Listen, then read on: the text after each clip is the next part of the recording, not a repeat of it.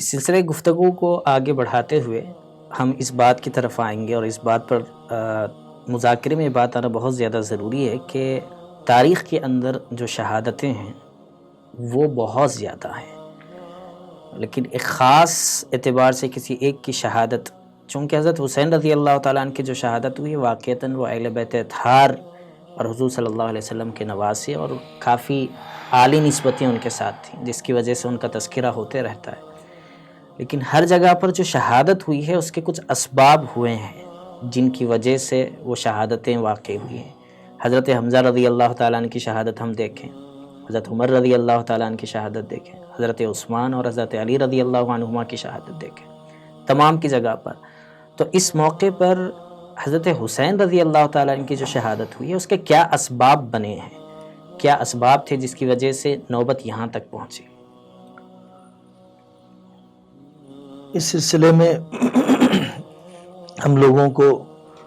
ہر قسم کی بے احتیاطی سے بچنا چاہیے جی کہ دوسرے حضرات سے متاثر ہو کر صرف حضرت سیدنا حسین رضی اللہ عنہ کی شہادت کا ذکر کرنا، دیگر حضرات کی شہادت کو نظر انداز کر دینا، جی یا حضرت حسین رضی اللہ عنہ کی شہادت کو اس طور پر پیش کرنا کہ دوسری شہادتیں اس کے ہم پلہ یا ہم درجہ نہیں ہیں، ہو نہیں سکتی ہیں، جی یہی بے مثال شہادت ہے، یہی قابل ذکر ہے، یہ نقطہ نظر بہت زیادہ غلط ہے جی اور یہ بے اعتدالی قابل اصلاح ہے۔ جی مردوں کی شہادت بھی ہے، عورتوں کی شہادت بھی ہے، بالکل صحابہ کرام کی شہادت بھی ہے، اور خلفاء راشدین کے بعد کی شہادتیں بھی ہیں، جی بہت زیادہ اندوہناک، انتہائی تکلیف دہ، جس پر خود آقا صلی اللہ علیہ وسلم نے آنسو بہائے ہیں، بلکہ صاف روایتوں میں سید الشہداء قرار دیا ہے۔ جی حضرت سیدنا حمزہ رضی اللہ عنہ کو شہیدوں کا سردار قرار دیا گیا۔ جی یہ مسئلہ اہل علم میں رہا ہے کہ حضرت حسین رضی اللہ عنہ کو بھی سید الشہداء کہا جا سکتا ہے یا نہیں کہا جا سکتا ہے، لیکن حضرت حمزہ رضی اللہ عنہ کا سید الشہداء ہونا تو منصوص ہے۔ جی تو ظاہر ہے کہ اس کی مخالفت کیسے کی جا سکتی ہے، یا اس کو نظر انداز یا بے اہمیت کیسے کیا جا سکتا ہے۔ دوسرے شہادت کے واقعات کا بھی ذکر ہونا چاہیے، جی اور جن اکابر کو اللہ تعالیٰ نے فہم سلیم سے نوازا تھا جی وہ اکابر بھی محرم وغیرہ کے موقع پر عوام الناس کی غلطیوں کی اصلاح کے طور پر بھی جب سیدنا حسین رضی اللہ عنہ کی شہادت کا ذکر کیا کرتے جی تو وہ ضرور دیگر شہداء کی شہادت کا بھی ذکر کیا کرتے تھے، بالکل تاکہ سامعین کے اندر فکر کی کوئی بے اعتدالی پیدا نہ ہو جائے۔ جی حضرت حسین رضی اللہ عنہ کی شہادت اپنی ذات کے اندر بہت سی خصوصیات رکھتی ہیں، جی ان خصوصیات کا اعتراف بھی ہونا چاہیے۔ اہل بیت اور صحابہ رضی اللہ عنہم اجمعین کے تعلقات ہمیں اپنا زاویہ درست کر لینا چاہیے کہ بہت استوار تھے، جی مزاجوں کا فرق تو ہر جگہ ہوتا ہے، جی اجتہاد اور نقطہ نظر کا فرق مسلم ہے، جی ہمیں اس کا اعتراف ہے، لیکن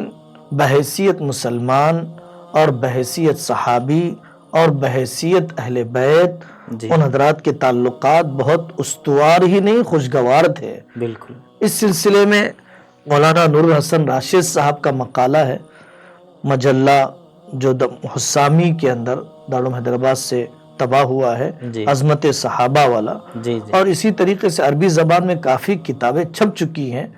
اردو زبان کے اندر بھی رحماء بینہم جی جو 4 جلدوں میں ہیں، تو انہوں نے ان واقعات کو زیادہ ذکر کیا ہے کہ خلفاء راشدین اور اہل بیت کے تعلقات۔ جی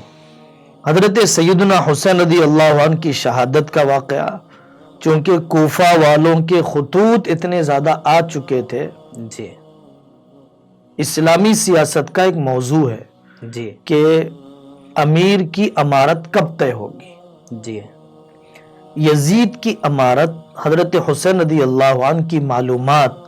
اور اجتہاد کے مطابق طے ہی نہیں ہوئی تھی۔ جی نامزد کرنا، ولی عہد طے کرنا حضرت معاویہ رضی اللہ عنہ کا وہ ایک تجویز قرار دی جاتی ہے، جی اور چونکہ صرف شام والوں نے بیعت کی تھی، حجاز والوں میں صحابہ کی خاصی تعداد جی یا تو خاموشی یا تو انکار کرنے والوں میں سے تھی، اور کوفہ والے خطوط لکھ رہے ہیں جی حضرت سیدنا حسین رضی اللہ عنہ کو کہ آپ آئیے، ہم سب مل کر آپ کے ہاتھ پر بیعت کرنے کے لیے تیار ہیں۔ جی اور اس میں کیا دو رائے ہو سکتی ہے کہ سیدنا حسین رضی اللہ عنہ یزید بن معاویہ کے مقابلے میں زیادہ مستحق تھے، جی اور بھی صحابہ تھے جو زیادہ مستحق تھے۔ اب وہ موضوع ہم بعد میں سے بات کریں گے، حضرت معاویہ رضی اللہ عنہ نے کیوں طے کیا۔ حضرت حسین رضی اللہ عنہ نے اپنا سفر شروع کیا، جی تو جب آپ نکلے ہیں تو اس اجتہاد اور اس رائے کی بنیاد پر نکلے ہیں کہ امارت طے نہیں ہوئی ہے، جی اور مجھے اس اسلامی سیاست کی اصولی خلاف ورزی کرنے پر نہی عن المنکر کی قوت حاصل ہو چکی ہے۔ جی ایک بڑی تعداد میرے ساتھ ہے جو اس نہی عن المنکر پر میرا تعاون کرنے کے لیے تیار ہے۔ جی اب میری ذمہ داری بنتی ہے کہ حضرت آقا صلی اللہ علیہ وسلم نے جو طریقہ خلیفہ کے طے کرنے کا اور جو صفات استخلاف کے لیے طے فرمائی ہے، جی خلافت علی منہاج نبوہ کی ڈگر پر لانے کے لیے جی مجھے جو کوشش کی جانی چاہیے وہ مجھے ازبس کوشش کرنا چاہیے۔ جی دیگر بعض صحابہ رضی اللہ عنہ مجمعین نے واقعی روکا کہ آپ نہ جائیں۔ ایک تو کوفہ والوں کی مزاجی بے وفائی، جی اور حضرت حسین رضی اللہ عنہ کا ان کے سلسلے میں اندازے کے غلط ہونے جی کا احساس ان حضرات کو تھا، جی اس لیے انہوں نے روکا۔ اس کے باوجود بھی وہ دعا گو رہے، اس کے باوجود بھی تحسین کرتے رہے، جی اور ایسا فرق ہوتے رہتا ہے۔ جی حضرت حسین رضی اللہ عنہ نکل پڑے۔ اب سفر جب شروع ہوا ہے، سفر کے درمیان مختلف حیثیتیں بدلتی رہیں، نوعیتیں بدلتی رہی۔ جی نکلتے وقت یہ احساس تھا کہ یزید سلطان متغلب بننا چاہتا ہے، جی لیکن حضرت حسین رضی اللہ عنہ یہ چاہ رہے تھے کہ سلطان متغلب کو متغلب بننے نہ دیا جائے، ابھی وہ متغلب نہیں بنا ہے۔ جی یہ اسلامی سیاست کی ایک اصطلاح ہے۔ لیکن جب مسلم بن عقیل رضی اللہ عنہ کو شہید کر دیا گیا، اور پھر سفر جیسے بڑھتا گیا، مختلف مراحل پر بے وفائیاں کھل کر سامنے آتی چلی گئیں، تو حضرت حسین رضی اللہ عنہ کو اندازہ ہو گیا کہ اب وہ متغلب بن چکا ہے۔ جی تو اس وقت حضرت حسین رضی اللہ عنہ نے مصالحت کی پیشکش کی ہے۔ جی وہ تین باتیں اور وہ تین تجویزیں پیش کی کہ یا تو مجھے یزید سے بالمشافہہ ملاقات کرا دی جائے اور میں اپنا معاملہ یزید سے طے کر لوں، یا تو مجھے فلانے علاقے میں بھیج دیا جائے، میں قتال کرتے ہوئے مر جاؤں، یا میں جہاں سے آیا ہوں مدینہ پاک میں وہاں رخصت ہو جاتا ہوں۔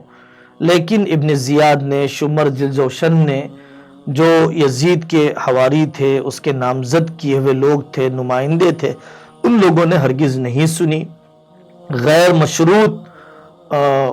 ملاقات کرنے کے لیے کہا گیا ابن زیاد سے اور ذمہ داروں سے، اور اس میں جان کا ضیاء اور حضرت حسین رضی اللہ عنہ نے خلاف مصلحت سمجھا، جی اور پھر صورتحال وہی بنتی چلی گئی قتل و ذبح کی جو تاریخ میں سنائی جاتی ہے۔ یہ اسی دوران میں جب حضرت حسین رضی اللہ تعالیٰ نکلے ہیں کوفہ کی طرف، تو جیسے کہ آپ نے یہ بات بتائی کہ شروع میں ان کے ذہن میں یہی بات تھی کہ ابھی اس نے وہ غلبہ نہیں پایا ہے مکمل طور پر، تو اس لیے نہی عن المنکر کے اعتبار سے ان کا ایک ذمہ داری اور ان کا ایک فریضہ بنتا ہے، اور واقعتاً صحابہ کے مزاج میں یہ چیز تھی کہ وہ ایسی چیزوں کو برداشت نہیں کر پاتے۔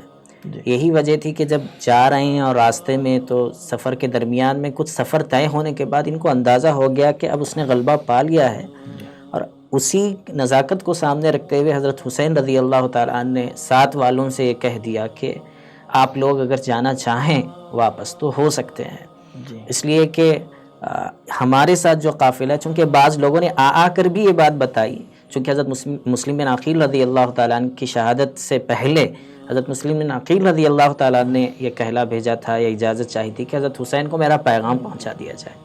اور پیغام پہنچنے کے بعد میں ان کو اندازہ ہوا، اور اس بنا پر انہوں نے ساتھ والوں سے کہا کہ آپ لوگ اگر واپس ہونا چاہیں تو واپس ہو سکتے ہیں، لیکن ساتھ میں جو حضرات تھے انہوں نے کہا کہ ہم یہاں تک آ چکے ہیں، مسلم بن عقیل رضی اللہ تعالیٰ عنہ شہید ہو چکے ہیں، اس لیے جو ہم نے ارادہ کیا تھا اس ارادے کو ہم اس میں پختہ ہیں، ہم واپس ہونا نہیں چاہیں گے۔ تو صحابہ کے مزاج کے اندر جو چیز تھی، یعنی منکرات کو ناپسند اور اس کو روکنا، اور اس کے سلسلے میں اسلامی اور سنت کو آگے بڑھانا، قرآن و حدیث کی روشنی میں معاملات کو طے کرنا، یہ واقعتاً ان کی جرأت مندی اس سلسلے میں، جبکہ معلوم ہے کہ ہم زیادہ نہیں ہیں اس سامنے والے مد مقابل کے لوگوں کے سامنے، اس سے واقعتاً امت میں بڑا سبق ملتا ہے ان کی زندگیوں کے سے، کہ شجاعت بھی ہے اور اللہ کے دین کی سربلندی کے لیے کوششیں بھی ہیں، اور ساتھ میں جب اپنے ساتھ میں رہنے والوں کے خیر خواہی بھی ہے، اور اختیار بھی دیا جا رہا ہے کہ اگر آپ جانا چاہیں تو جاتے ہیں۔ انشاءاللہ ہم آگے کی طرف بڑھتے ہیں اور اگلے پوائنٹ کی طرف انشاءاللہ ہم آتے ہیں۔